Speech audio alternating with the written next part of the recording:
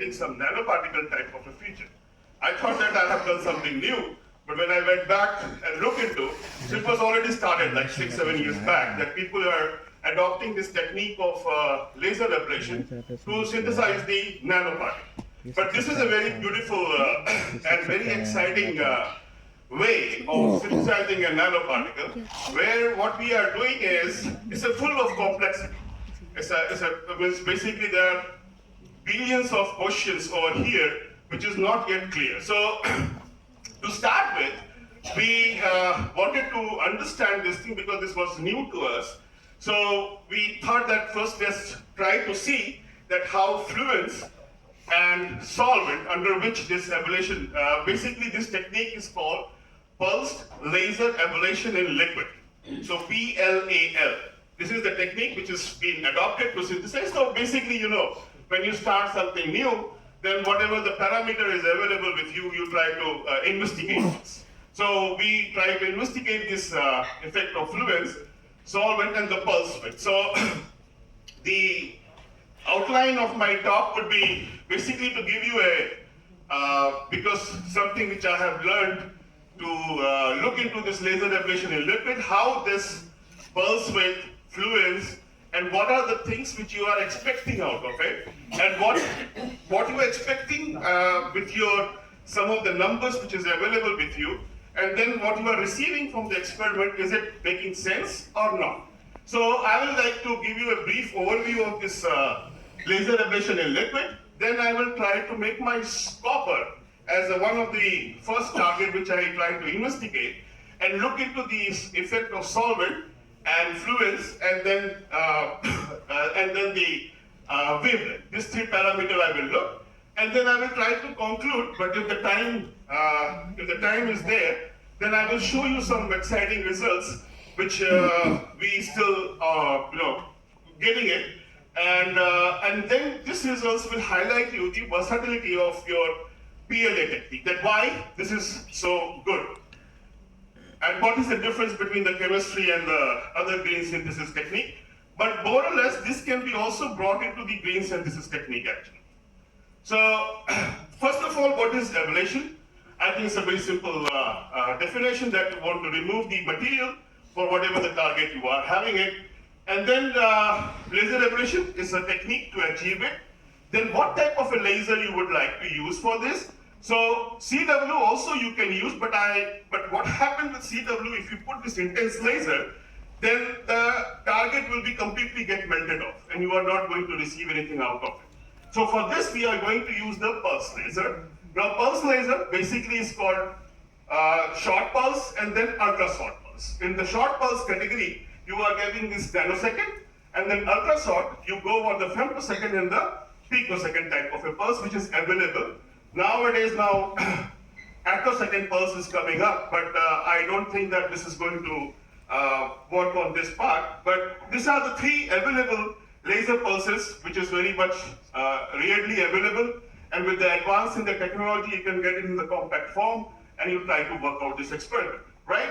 So why this pulse width? Now, pulse width is going to define the type of an ablation you are going to get, right?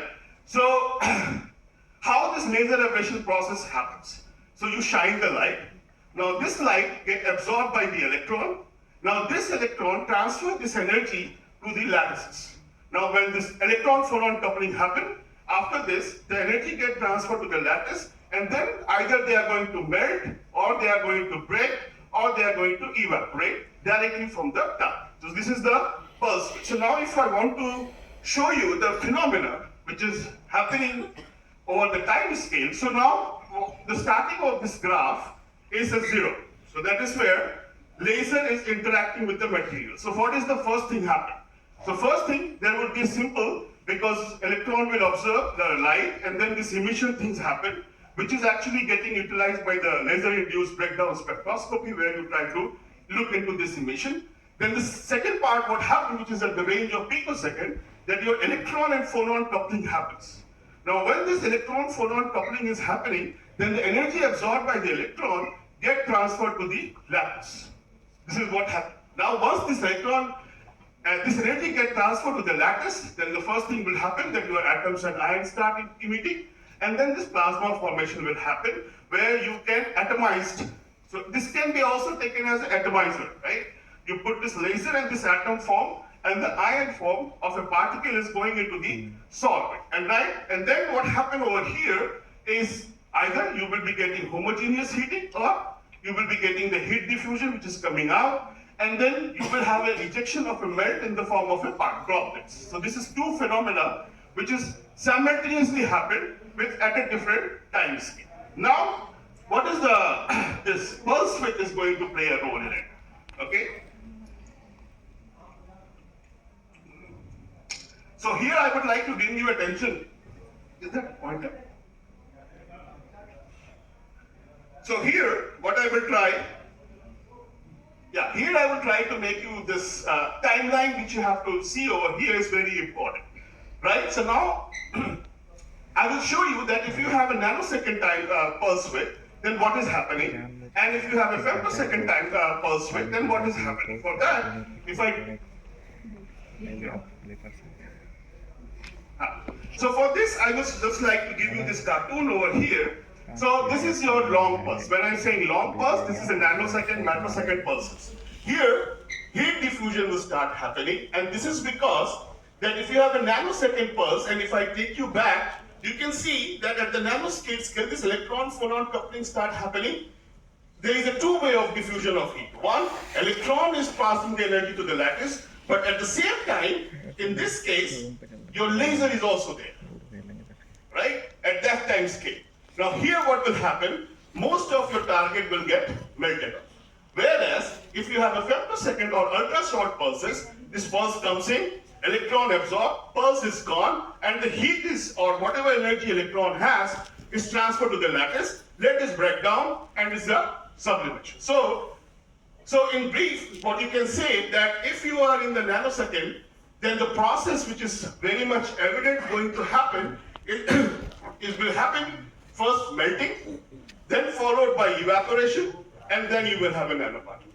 Whereas, in the ultra short pulses, you will have directly evaporation, plasma formation, and you will be able to get the nanoparticle. So in here, there is a possibility that you are going to get composites, right? Various type of a particle you will be start getting it, because here they have an ample amount of a time to react with the solvent, right?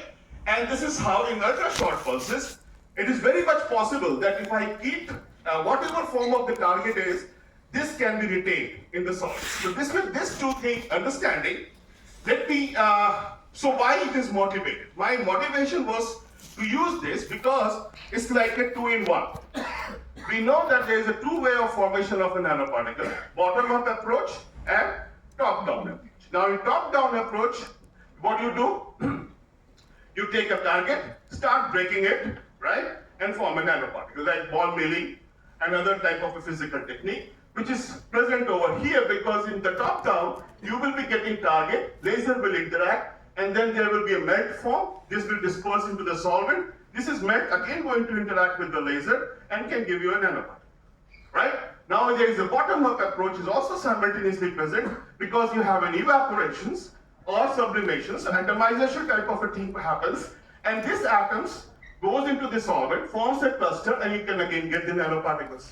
So both of them can be present simultaneously. For this to investigate, you have to understand that how this laser fluence is spread on the target, right? So now look into this. This is our simple experimental setup. Anybody who has a ultra short laser pulse can form this experiment and try to look into it. So here you have a simple laser beam, go with the mirror, and you hit the target, and simultaneously you can actually, if you have a spectrophotometer, good one, you can take a LIBS, you can make a nanoparticle, you can make also target periodic structures. This one experiment give you 3,000 things to work on, right?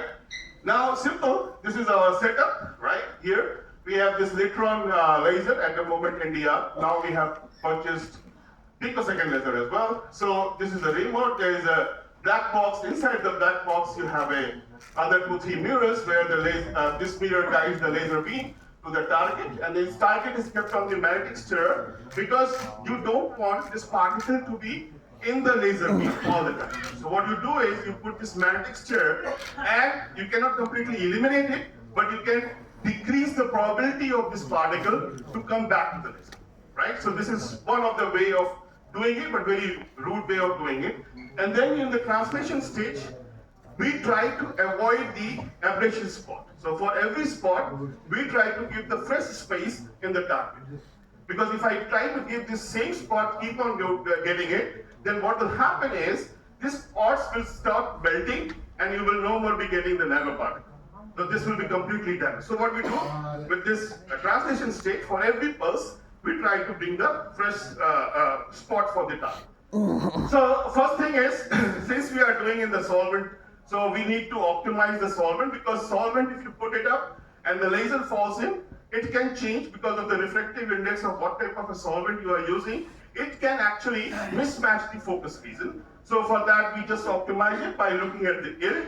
And this yield actually between 8 millimeter to 12 millimeter, we keep the solvent level. So for all this experiment which we are going to discuss today, the solvent level is almost between 8 to 12 millimeter above from the top. So this is the, so for this experiment which I am going to discuss, we have used the laser wavelength of 1064, and the laser energy for its use is 60 millijoule. In the fluence form, it is 40 joule per centimeter square. And the three solvents have been used to understand what is happening over here. So deionized water, ethylene glycol, and ethanols are the three solvents we have to investigate this copper formation. So first, let me discuss that how this fluences work, right? Now, we know that the laser is Gaussian in nature, right? Now, if this laser is going to shine on the target, so the fluence is not even everywhere, right? So if I look into this, right? So here would be the match peak fluence, followed by the Gaussian form of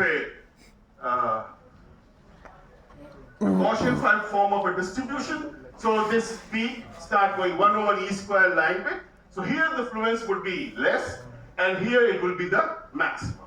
So similarly, this is the simple work from Ziegler. He has done this experiment. So this is like a time variation or a distance variation in the target, right? So you can see wherever the pulse is 0 and your space is 0, so there you are getting a vapor. Then you have a molten form. Then if you have a liquid form and the water mixes, and then they start reacting and form a bubble. And this is the step-by-step process which is happening over the whole system, right? So that's why I said this is a good plethora of a problem for a theoretician also who do the simulations to look into that what is happening, okay? So, so basically now we know that is a Gaussian distribution. Since I am using a copper, let's get some number into the place, right? So get this number in the place. Let me give you a brief that what is the my fluence. As I have told you, I am using an energy of 60 millijoule. Area which I am covering is 1.5 times 10 to the power minus 3 centimeter square. And fluence which I am covering is 40 joule per centimeter square. By using these two numbers, you can calculate. Now what we have to know that since we are using a copper, what is the threshold or break? There is always a threshold energy, right? Above which it will either melt, and if you go above it, it will evaporate, right? So first thing is to know that what is the threshold fluence where the copper will get. This number is available. It is 1.5 joule per centimeter square. Now I need to know that if I'm putting this energy over here, then what is the minimum energy I can go? So I can cover it that 1 over E square energy which is coming up is 5 joule per centimeter square. So what conclusion? All the surface will melt which is exposed to the laser. Now let's come to the understand that how much energy is required to vaporize the copper. So this is the number again available is 304 kilojoule per mole, right? This is the number available. Now I know my area which is exposed to the surface, right? Now I can calculate how much mole of this copper, if I know the numbers of copper, is exposed to this laser, right? If I cover this, then the number of exposed mole is 0.1 into 10 to the power minus 3 mole. Now here I have taken the volume or depth negligible, right? So just I measure the area. That is what I am translating. To get the rough number, I'm just translating into the volume, right?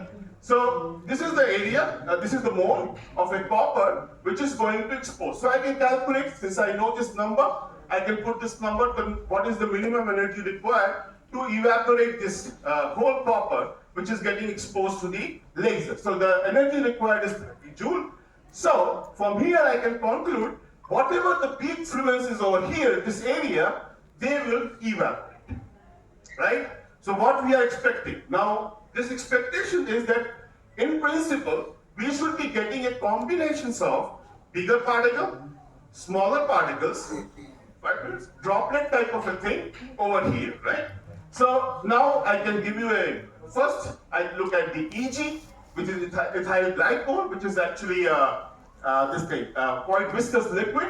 Here we have seen that we are getting a bigger size particle, droplet-like features over here, but since it is a viscous, then this particle will not wheel out fast, right? What it will do, it will actually again interact with the laser, and that's how it will break down and again form a small type of a particle. In this case, we saw this bimodal type of a distribution, right? Now similarly in the DI, what is happening is you have a bigger size nanoparticle because it's also a bit viscous, right? And you have this thing, droplet-like features, but you have a water, right? And this energy might be enough to break down the water. Now if it is enough, then what it will do, it will oxidize the layer of the nanoparticle which has been formed. So I will start getting this portion when features over here, and that is where we can see you have a copper at the copper oxide type of a partial nanoparticles. But interesting is that what happened to ethanol. Now ethanol, the energy is well enough because it's volatile, right? So what happened, ethanol actually forms a lot of bubble as soon as the laser falls down. And what it will do is, it will actually limit the Gaussians, and it will not be a Gaussian but a top-down. It will be very much focused down to the target. And here what we saw is a small particles, mainly abundant of small particles. But in addition to that, what we saw over here is you have a hollow nanoparticle. So what is the responsible here for the hollow nanoparticle?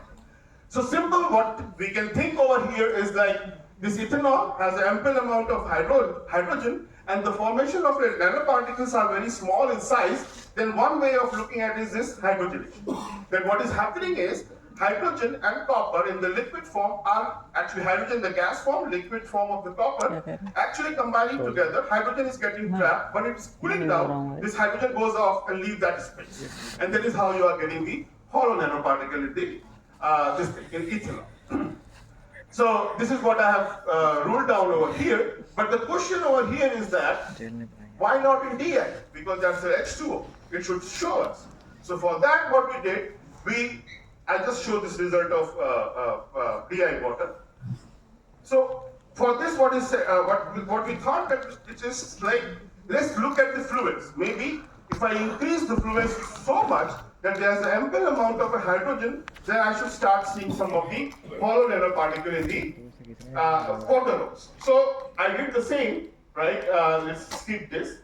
I did the same thing over here, right? And I used DI. So DI being hydrogen saturated solvent, it was expected that if my hypothesis is true, I should be seeing the porous or hollow nanoparticle. Porous is more probable because particles formation size would be bigger, right? So in principle, what we have saw is a mainly, you can see at high fluence, we started seeing the porous type of a nanoparticle. In addition to the, of course, bigger size nanoparticle over here. Right? So I have elaborated on this. Those who are interested can talk, but let's conclude that at high fluence, the formation of large size nanoparticle was found to be favored because of the participation of expulsion process along with the evaporation. In both EG and DI, large size nanoparticles seen, and in ethanol we have seen the smaller size of the nanoparticles. And basically, I wanted to discuss, but what happened in the low energy, that mostly is the Kulikandov effect, which is actually giving some types of a nanoparticle. Because reheating and reheating, the diffusion of the particle in the core and shell is actually allowing the particle to form the hollow nanoparticles. So this is, with this I end up my talk. If you have, I will just go for it.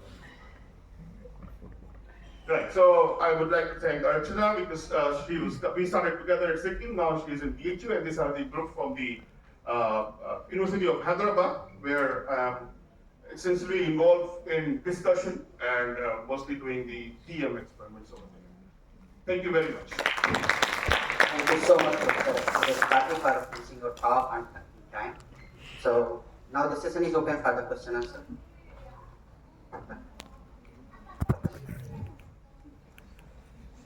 Control the shape of the particles. This is not with control at the moment. It's a very random feature, and it's like a couple of processes works all simultaneously. Now, in order to control this, I have to control the pulse width, and I have to control the laser spatial distribution.